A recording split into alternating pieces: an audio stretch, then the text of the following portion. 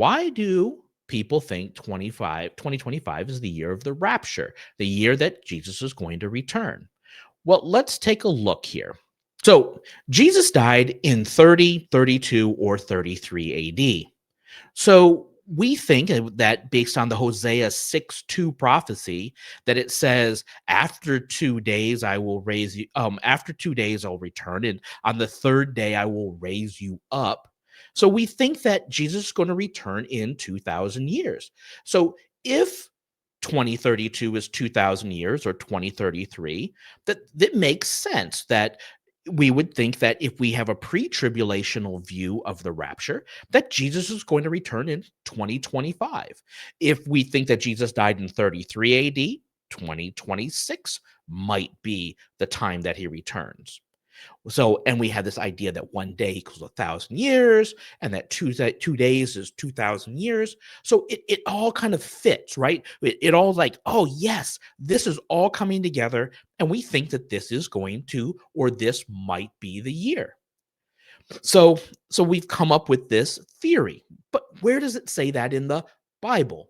I mean, if we take the Hosea prophecy, it actually says, after 2 days, he will revive us. On the third day, he will raise us up, that we may live before him. So, first of all, we know that it's actually after 2 days, right? So, if we take this prophecy to mean that after 2 days, that means it's not 2,000 years.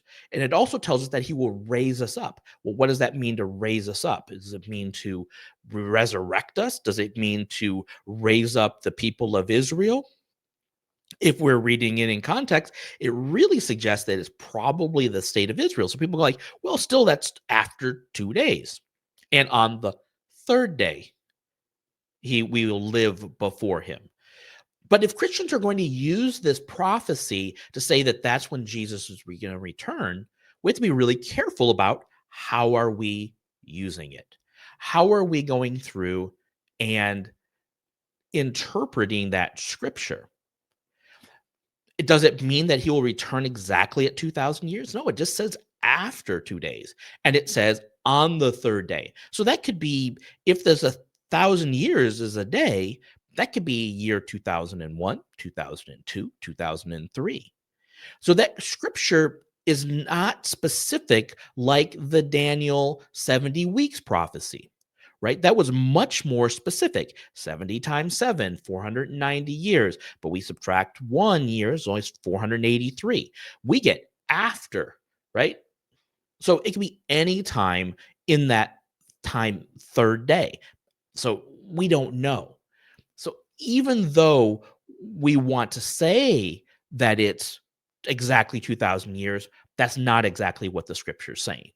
So even if we start saying, people start saying next year, oh, it's 7 years minus 2033, we're still, we can't use that prophecy as a reason that we can say Jesus is going to return in 2025 or 2026, because it's not specific enough.